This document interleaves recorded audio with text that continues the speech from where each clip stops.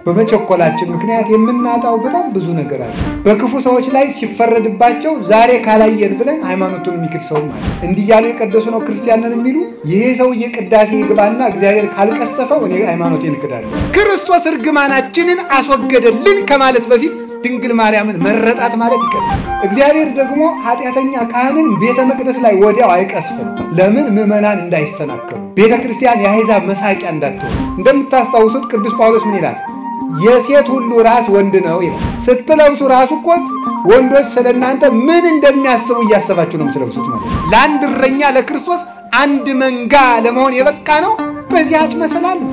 እግዚአብሔር ከተቀመጠባት ከድንግል ማርያም በቀር ምርጥ ቀማናል። መናፍቃን እናመሰግናችኋለን፣ ለእናንተ መልስ ለመስጠት የረሳናቸውን መጻሕፍቱን እንድንመረምር አድርጋችሁናል።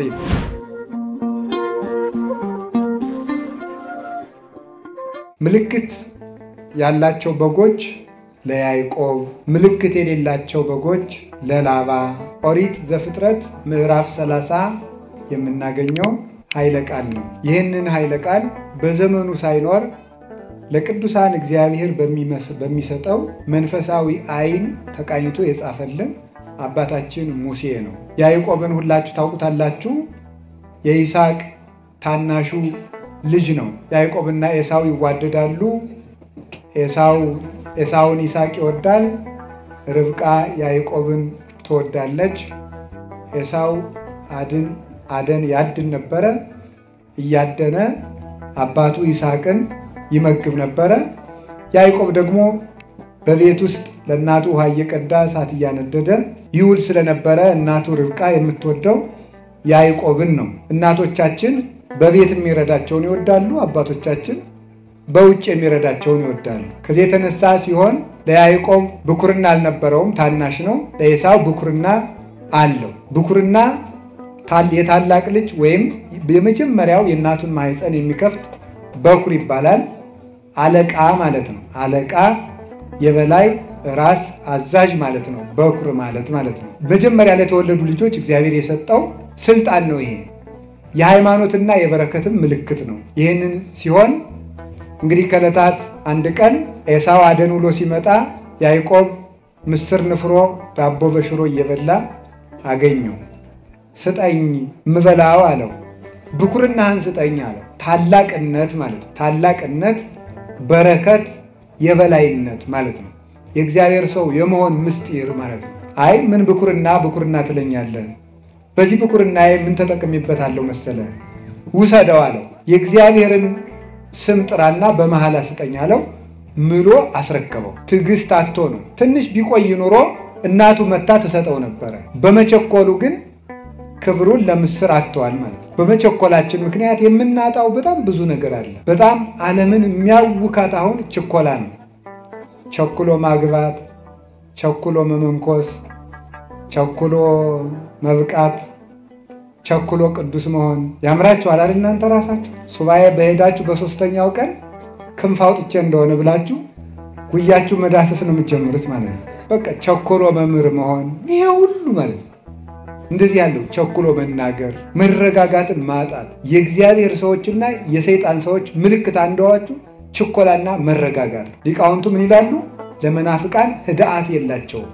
እርጋታ የሚባል ነገር የለም። ሁሉንም ቶሎ ሞክረን እንጠፋለን። ሌላው ቀርቶ 5 ዓመት የጸለይንበትን ጊዜ እግዚአብሔር ዛሬ መልስ በሚሰጥበት ጊዜ እኛ አኩርፈን ጥለን እንሄዳለን። ቸኩለን ማለት በክፉ ሰዎች ላይ ሲፈረድባቸው ዛሬ ካላየን ብለን ሃይማኖቱን የሚክድ ሰው ማለት ከቤተክርስቲያን የሚወጣ ዛሬ ለምን ዋጋቸውን አይሰጣቸውም? ዲዮቅልጥያኖስ የተባለው ንጉሥ ቤተክርስቲያንን ያን ያህል የክርስቲያኖችን አካላቸውን እንዳክርማ እየሰነጠቀ ደማቸውን እንደ ውሃ ሲያፈስ የነበር በመቸኮሉ ነው። መቸኮል ከሃይማኖት ያወጣል። ለምንድነው እንደዚህ ያደረገው? አባ አጋግዮስ የሚባል ሰው ነበር ጳጳስ። በዘመኑ የነበረው ዲዮቅልጥያኖስ ከፋርስ ንጉሥ ጋር ተዋግቶ የፋርሱን ንጉሥ ልጅ ማርኮ አምጥቶ ለጳጳሱ ለአባ አጋግዮስ ጠብቅልኝ ብሎ ሰጠው። ጠብቅልኝ ብሎ ሲሰጠው ያኛው ንጉሥ መጣና ወርቅ ሰጥቶ ልጁን ይዞት ሄደ። ለጳጳሱ ወርቅ ሰጥቶ ዲዮቅልጥያኖስ ክርስቲያን ነው እኮ መጥቶ ሲጠይቀው ያ ልጅ እሳ ሲለው ሙቶ ቀብሬዋለሁ አለ። በሌላ ጊዜ ጦርነት ተነስቶ የዚያን ንጉሥ ልጅ ዲዮቅልጥያኖስ ማርኮ አምጥቶ ቤት አስቀምጦ ጳጳሱን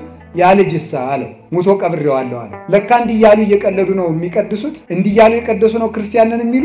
ይሄ ሰውዬ ቅዳሴ ይግባና እግዚአብሔር ካልቀሰፈው እኔ ሃይማኖቴን እክዳለሁ አለ። ቅዳሴ ገባ፣ ቀድሶ ወጣ፣ ምንም አልሆነም። ስለዚህ ይሄ ሰውዬ ዋሽቶ ወርቅ ተቀብሎ ያለውን የለም የሌለውን አለ ብሎ ክዶ ሲቀድስ እግዚአብሔር ካልቀሰፈው የክርስቲያኖች አምናት ስተት ነው ብሎ አብያተ ክርስቲያናት ይዘጉ፣ የጣዖታት ቤቶች ይከፈቱ ብሎ ያን ያህል ደም እንደ ውሃ ሲያፈስ የነበር በዚህ ምክንያት ነው። ቆይቶ ግን ትንሽ ቢታገስ አባ ጋጌዎስ በመላኩ ተቀስፏል። ትዕግስታቶ ግን እሱ ሃይማኖትን ክዶ ቤተክርስቲያን ያን ያህል አሰቃያት ማለት። እግዚአብሔር ደግሞ ኃጢአተኛ ካህንን ቤተ መቅደስ ላይ ወዲያው አይቀስፍም። ለምን? ምዕመናን እንዳይሰናከሉ፣ ቤተክርስቲያን የአሕዛብ መሳቂያ እንዳትሆን፣ አየው ዋጋውን ሲሰጠው እየተባለ ክህነት መሳለቂያ እንዳይሆን። ያንድ ካህን መዋረድ ለቤተክርስቲያን ውርደት ነው። ያንድ አባት መሰደብ የቤተክርስቲያን ስድብ ነው። ለዚያ ብሎ እግዚአብሔር ካህኑን ከነ ኃጢአቱ ይጠብቀዋል። እኛ ግን በመቸኮላችን ምክንያት ቸኩለን እግዚአብሔር ካለ ለምን እነዚህን ጠርጎ ያስወጣቸው ለምን አይገላቸውም ብሎ ቸኩሎ ከቤተክርስቲያን ይወጣ ሰዋል። ቤተክርስቲያኒቱ ትክክል ስላልሆነች ነው እንጂ የሚሰርቁ የሚያመነዝሩ የሚጠነቁሉ ካህናት ተቀምጠው እግዚአብሔር ዝም ያለ ቤተክርስቲያኒቱ ትክክል ስላልሆነች ነው ብለው መናፍቃኑ ይሄንን መሳሪያ ተጠቅመው ቤተክርስቲያንን እግዚአብሔር ትቷታል ብለው ከቤተክርስቲያን የሚያስወጡ ሰዎች አሉ። እንዴት እግዚአብሔር በእነዚህ ካህናት፣ በእነዚህ ዘማውያን፣ በእነዚህ አመንዝራዎች፣ በእነዚህ ዘረኞች አድሮ እንዴት ይኖራል? ቤተክርስቲያኒቱማ ከቀረች ስንት ዓመቷ የሚሉ ሰዎች አሉ። መንደር ለመንደር እየገቡ እንዲህ የሚያደርጉ እኔ ራሴ ያጋጥሞኛል በእውነት ማለት። ስጋው ደግሞ አልቀበልም በቃ በካህናት ላይ በማየው ችግር ምክንያት እኔ አልቆርብም ያሉ ምዕመናን አጋጥሞኛል ያውቃሉ። ገላትያ 6 ላይ ሰው ሁሉ የየራሱን ሸክም ይሸከማል። አንድ ንስሐ ልጅ የንስሐ አባቱን መሬት የእኩል ይዞ ሲያርስ የእኩል ይዞ ያርሳል። አንድ ቀን ሲያርስ ወርቅ በድስት ተቀብሮ አገኘ። ለሎሌው ይህ ወርቅ የንስሐ አባታችን ስለሆነ እንካ ወስደህ ስጣቸው ብሎ ሰጠው። እሳቸው ወርቁን ተቀበሉና አይ ይገለኛል ማን ነው ይካፈለኛል ሲሉ ያን ሎሌውን ገደሉት። ወርቁን መብላት ሌላ ወንጀል ሳያካፍሉ እደግልኝ ብሎ ማካፈል ሲገባ ልጁን መግደል ሌላ ኃጢአት። ይሄንን ሲያደርጉ እንግዲህ ይሄንን ይዘው ሲቀድሱ እግዚአብሔር ዝም የሚላቸው ከሆነ እኔ አልቆርብም፣ ቁርባኑ የሚቅር ቅዳሴው የሚቅር ሁሉም የይስሙላ ነው አለ ሰው። በጣም ንጹህ ምዕመን ስለሆነ እግዚአብሔር በዚህ ምክንያት ከቤተክርስቲያን ወጥቶ እንዲቀር ስላልፈለገ አንድ ቀን በራእይ ተገልጦ መልአኩ ምን አለ? ይሄ ምንጩ የወርቅ የሆነ ውሃው ንጹህ የሆነ መቅጃው ደግሞ የወርቅ የሆነ በወርቅ ማንኪያ ውሃ እየቀዳ ሰውነቱ እጁ ቁስል የሆነ ሰውዬ እንካ ጠጣ ሲለው ያ ረኔ ያልጠጣም ጽይፈዋለሁ አለ። እንዴ ገንዳው ንጹህ፣ ምንጩ ንጹህ፣ ውሃው ንጹህ፣ ማንኪያው ንጹህ፣ ከቁስሉ ምን አለ ዝም ብለህ ጠጣ አለ። ከዚያ በኋላ ነቅቶ ምን እንዳለ ታውቃላችሁ? አሃ ምንጩ ንጹህ ቤተክርስቲያን ናት፣ ውሃው ንጹህ ኢየሱስ ክርስቶስ ነው፣ ማንኪያው ንጹህ የተባለ የሐዋርያት ክህነት ቄስ ቢረክስ ክህነት አይረክስም፣ ቁስል የተባለ የካህኑ ኃጢአት ነው። እኔ ምን አገባኝ ብሎ ስጋው ደግሞ ተቀበለ። ለካ ቅዱስ ጳውሎስ ሰው የየራሱን ሸክም ይሸከማል ያለው ይህን ነው አለ። ሰው የየራሱን ሸክም ይሸከማልና ቄሱ የራሱን ይሸከማል ብሎ ከቤተ ክርስቲያኑ ጸንቶ ኖረ። አሁን የመንደር ጠለቅላቆች የሆኑ ሾላኮች ምዕመናንን አንድ የሚያሰድዱበት ኢትዮጵያ የዓለም ብርሃን በሚባለው ቴዎድሮሳውያን የሚባሉት ተሐድሶዎችም ጭምር ቤተ ክርስቲያኒቱን ትቷታል። ኃጢአት ሰልጥኖባታል። ጳጳሳት ኃጢአተኞች ናቸው፣ መነኮሳት ኃጢአተኞች ናቸው፣ ገዳሙም ረክሷል፣ ዲያቆናቱም ረክሰዋል፣ ቄሶቹም ረክሰዋል። ስለዚህ የክርስቶስ ቤተክርስቲያን አይደለችም ብለው ስለሚሉን ቸኩለን መቅሰፍት ባለማየታችን ከቤተ ክርስቲያን እንደ ኤሳው ቸኩለን እንዳንወጣ እግዚአብሔር ይጠብቀን። አንዳንዱ ምስር ብሎ ማለት አንዳንዱ ምስር ብሎ ለስሜቱ ለስግብግብነቱ ወጣ። ያዕቆብ ያንን ተግቶ ቢፈልገው አላገኘውም። በኋላ ይስሐቅ ልመርቅህ አለው። ና ልመርቅህ አለው። እየሮጠ ሄደ። ሊያድን ሲሄድ ያዕቆብ ቶሎ ብሎ ኤሳው አድኖ እስከሚመጣ ድረስ አርዶ አወራዶ ለአባቱ ሰጠው። የማንን? የኤሳውን ልብስ ለብሶ እንዲህ ያለ በረከት ይስጥህ ልጄ ብሎ መረቀው። ፈጥኖ ስለደረሰ ትልቁ ልጁ ሳይደርስ ታናሹ ልጁ አባቱን አስደሰተ። አባ ጊዮርጊስ ዘጋስጫ ኤሳው የአዳም ምሳሌ ነው፣ ይስሐቅ የእግዚአብሔር ምሳሌ ነው። ታላቁ ልጁ ፈጣሪውን አላስደሰተም፣ አዳም ፈጣሪውን አስከፋ። ታናሹ ልጅ የታላቁን ልብስ ለብሶ አባቱን ደስ አሰኘ ማለት የአዳምን ሥጋ ለብሶ ለአባቱ ራሱን የተወደደ መስዋዕት አድርጎ ያቀረበ ክርስቶስ ነው። ከዚያ በኋላ በረከት ለምድር ተሰጠ። የያዕቆብ ልጆች በዚህ 12 ልጆች በያዕቆብ በረከት ተባረኩ። እሱ የታላቅ ወንድሙን ልብስ ለብሶ ለአባቱ ባቀረበው ምግብ ባገኘው በረከት የሱ ልጆች በረከትን አገኙ። መላው እስራኤል ተባረኩ። ክርስቶስ ለአባቱ ባቀረበው የኛን ሥጋ ለብሶ ባቀረበው መስዋዕት 12ቱ ሐዋርያት ተባረኩ። በእነሱ በረከት ቤተክርስቲያን ጸንታ ትኖራለች። እግዚአብሔር ለያዕቆብ የሰጠው የበረከት ቀጠሮ በቤተክርስቲያን ጸንቶ ይገኛል ይላል ቅዱስ ዮሐንስ አፈወርቅ። በቤተክርስቲያን ጸንቶ ይገኛል። ማርና ወተት የምታፈስ ምድር አልሰጠውም። ከሰማይ ጠል ከምድር በረከት ሁሉ አልሰጠውም ለያዕቆብ። ለያዕቆብ የሰጠው በረከቱ ምንድነው ከተባለ ቤተክርስቲያን ውስጥ የሚገኘው የቤተክርስቲያን በረከት ነው። ይሄንን በረከት ሰጠው። በኋላ ይገለው ሲፈልገው ተሰዶ ሄደ። ሄድ በደዚያ ወደ አጎት ሄዳለው ሄደ። መንገድ ላይ ተንተርሶ መንገድ ላይ ሲደርስ መሸበት፣ እንቅልፍ መጣበት። ከመንገድ ዘወር ብሎ ተኛ። እንደተኛ ከተንተራሳት ደንጊያ ላይ መሰላል ከምድር እስከ ሰማይ ተተክላ መላእክት በውስጧ ሲወርዱባት ሲወጡባት ከጫፏ ላይ እግዚአብሔር ተቀምጦባት አየ። ይህ ስፍራ ታላቅ ነው። ዛቲኑ ሆታ ለሰማይ ይህ የሰማይ ደጅ ናት። ይህ የሰማይ ደጅ ነው። ዘይት ሐነጽ ቤተ እግዚአብሔር ብሎ እዚያ ላይ ዘይት አፍሶ ያዕቆብ ስደቱን ቀጠለ። እየተረጎምን ለመሄድ ይቺ መሰላል እመቤታችን ቅድስት ድንግል ማርያም ናት። መሰላል የላዩ ወደ ታች እንደሚወርድ አምላክ ሰው ሆኖባታል። የታቹ ወደ ላይ እንደሚወጣ ሰው አምላክ የሆነው በሷ ንጽህና ነው። የወርቅ መሆኗ የሷ ንጽህናዋ ቅድስናዋ ነውር የሌለባት መሆኗ ነው። ላይ ጫፏ ላይ ያለው የመሰላሉ ራስ የድንግል ማርያም ሕሊና ነው። እንደምታስታውሱት ቅዱስ ጳውሎስ ምን ይላል? የሴት ሁሉ ራስ ወንድ ነው ይላል። የሴት ሁሉ ራስ ወንድ ነው ማለት ምን ማለት? ሴት ልጅ ለሔዋንነት ከደረሰች በሙሉ አይምሮዋ ወንድ ነው የሚያስብ ማለት ነው፣ ሌላ አይደለም። የሴት ራሷ ወንድ ነው ማለት ይሄ ነው ማለት አይደለም ነው። ስትለብሱ ራሱ እኮ ወንዶች ስለናንተ ምን እንደሚያስቡ እያሰባችሁ ነው የምትለብሱት ማለት ነው። ስለዚህ የሴት ራሷ ማን ነው ተባለ? ወንድ ነው ነው። ልብስ ሴቶች ጌጥ የሚያበዙት ለዚያ ነው። ምንም ነገር የለው። ምንም የታወቀ ነገር እኮ ነው። ስለዚህ የሴት ራሷ ማን ነው? ወንድ ነው። የድንግል ማርያም ራስ ግን እግዚአብሔር ነው ይላል ዮሐንስ ደማስ። የድንግል ማርያም ራስ ግን እግዚአብሔር ነው። እሱን ብቻ ነበር የምታስበው ማለት ነው። ፈጽሞ ለዚህ ነው እንዘ ያአምር ብእሴ ያለችው። ወንድ ሳላውቅ እንዴት ይደረግልኛል ብላ የተናገረችው ለዚህ ነው። ወንድ ሳላውቅ እስከ መጨረሻው የተዘጋ ማይተመ ድንግልና እስከ መጨረሻው ድረስ እኔ እኮ ወንድ አላውቅም ያለችው በዚህ ነው። ድንግልናዋ ጸንታ እንዲያውም ምን ይላል? እኔ ወንድ አላውቅም ያለችው መናኝ እኮ ነኝ እያለችው ነው ይላል። በድንግልና ምኖር መናኝ ነኝ። እንዲያውም ቅዱስ አትናቴዎስ ሲተረጉም ምንድነው የሚለው? ድንግል ማርያም ቤተ መቅደስ በ12 ዓመቷ የገባችው ይላል። ቤተ መቅደስ የመነኮሳት የበዓታቸው ምሳሌ ነው። ስለዚህ ምን አደረገች ማለት ነው? እሷ ገና ከእናቷ ማህፀን ጀምሮ ቤተ መቅደስ ገብታ መኖሯ በዚያም ጸንታ መቆይቷ መነኮሳት ከእናታቸው ማህፀን ጀምረው በድንግልና ጸንተው በበዓት ጸንተው ለመኖራቸው ነው። ስለዚህ እሷ ድንግል ትሆናለች። እሷን እየተከተሉ ሌሎች ደናግል ይከተሏታል። የደናግል መመኪያቸው ያሰኛት ይሄ ነው። ፊት አውራሪ የሆነችው በዚህ ምክንያት ነው። ሰማይን የከፈተችው መሰላል እርሷው ናት።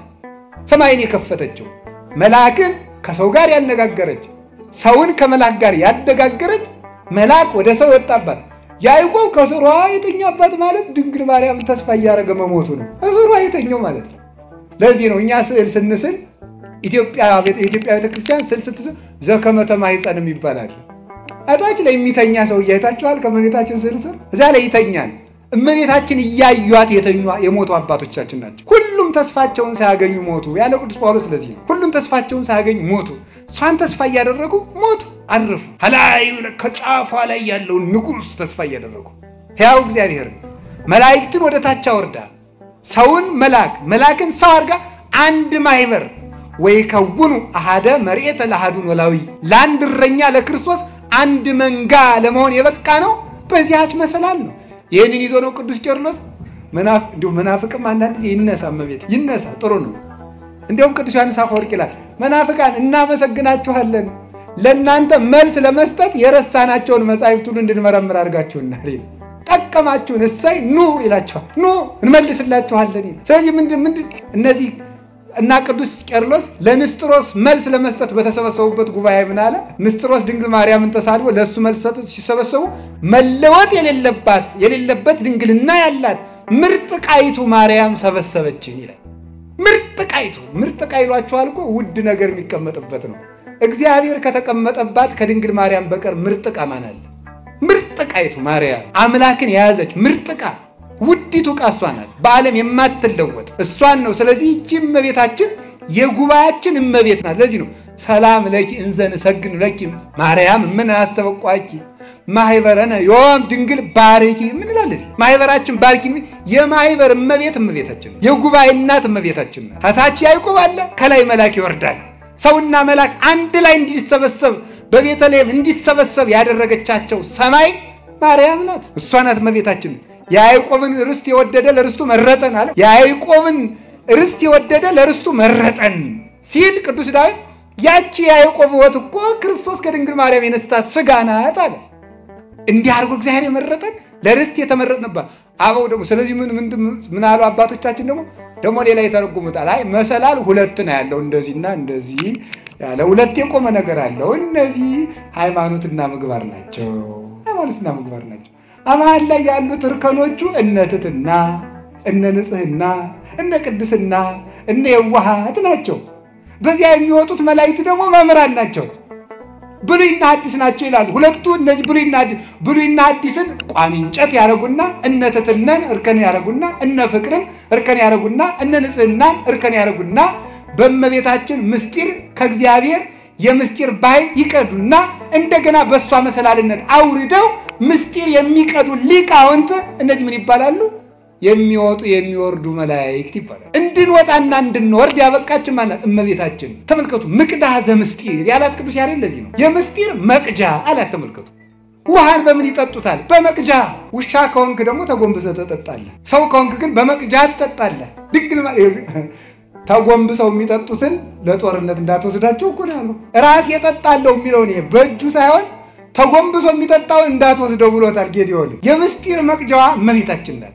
ቀርተን የጠጣንባት እግዚአብሔር በእኛ መጠን እንዲገለጥ ያደረገችው እርሷ ናት ያዕቆብ እንደዚያ ተሰዶ ሄደ ከሄደበት ሀገር ከጉድጓዱ ደረሰ ጉድጓዱ ሲደርስ እረኞች ተሰብስበው ለትልቅ 60 ሰዎች 50 ሰዎች የሚያነሱት ድንጋይ የተገጠመ የውሃ ጉድጓድ አገኙ እረኞች ከፍተው እንዳያጠጡ ጨነቃቸው ምን ይደረግ በጎቹ ቁለጨለጫሉ ከዛ በኋላ ምን አደረገ ያዕቆብ ለምን አታጠጡ ማላችሁ አይ ብቻችን አንችልም ማለት ኃያል ነው ያዕቆብ ብቻውን ያን ድንጋይ ያነሳና አጠጣላቸው ይህ ያዕቆብ ኢየሱስ ክርስቶስ ነው የውሃ ጉድጓድ ቤተክርስቲያን ናት በጎቹ ክርስቶስ እየጠማቸው 5000 ዘመን የተራቡ የአባቶቻችን ነፍሳት ናቸው ከፍተው ላይ የተገጠመው ትልቅ ድንጋይ መርገም ነው አበውን ተጭኖ የነበረው ከፍተው ማጠጣት አቅቷቸው የሚቁለጨለጩት እረኞች ነቢያት ናቸው ዓለምን ማዳን ያቃታቸው ተመልከቱ ታላቁ እረኛ ክርስቶስ እስከሚመጣ ድረስ እሱ መርገሙን አነሳና አጠጣቸው በወገቡ ታላቁ እረኛ ያለ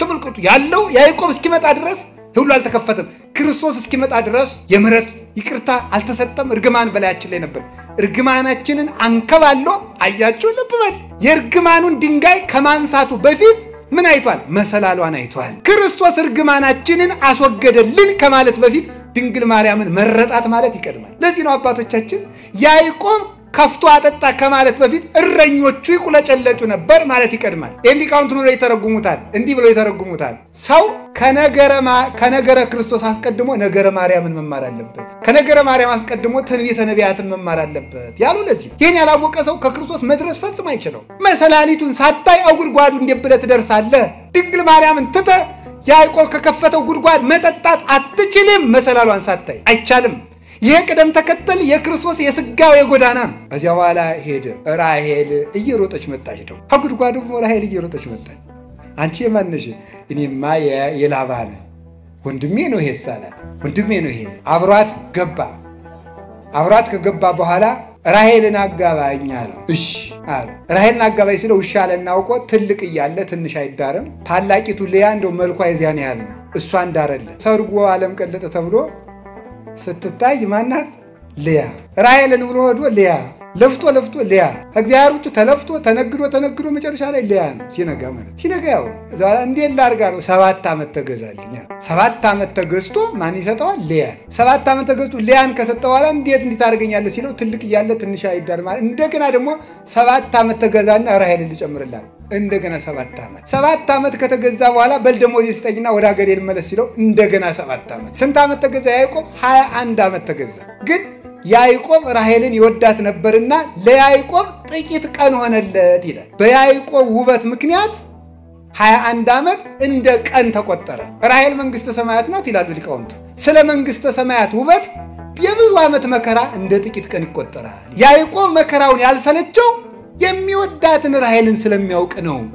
ቅዱሳንን መከራ ያልሰለቻቸው የመንግስተ ሰማያትን ውበት ስለሚያውቁ ነው። ያን ያህል ዓመት ተሰቃይቶ የጥቂት ሰዓት መከራችን ይላል ቅዱስ ጳውሎስ። የጥቂት ሰዓት መከራችን ብዙ ክብርን አብዝቶ ይሰጠናል። የጥቂት ሰዓት ቅዱስ ቄርሎስ ዘእስክንድርያ ይህን ሲተረጉም ይላል ዓለም ከተፈጠረ ጀምሮ እስከሚጠፋ ድረስ ያለ የሰው ልጅ በሙሉ ዋጋ ሆኖ ቢሰጥ መንግስተ ሰማያትን ለአንድ ደቂቃ ትክ ብሎ ለማየት እንኳን ዋጋ አይገኝም ይላል። ግን አጋንንትን ያሳፈራቸው ዘንድ ሕያው ቅዱስና መሐሪ እግዚአብሔር ይችን የመሰለች ሀገር በቀዝቃዛ ውሃ ሰጠን። ቸሪሏል እኮ ነው በእውነቱ ማለት በቀዝቃዛ ውሃ መንግስተ ሰማያትን የሚሰጥ ነጋዴ እግዚአብሔር ብቻ ነው። ከዚያ በኋላ ያዕቆብ ደመወዜን ስጠኝ ሲለው 7 ዓመት ገዝቶ ደግሞ አልሰጥም። እኛም የመንግስተ ሰማያትን ውበት ገብቶን መከራ እንድንንቅ እግዚአብሔር ይርዳን። ራሔልን ለማግኘት ስንት ዓመት መገዛት ያስፈልጋል? ሊያን ዘምትሮጥ ከሆነ መሮጥ ይቻላል። ራሔልን እስከምታገኝ ድረስ ድካም ነው።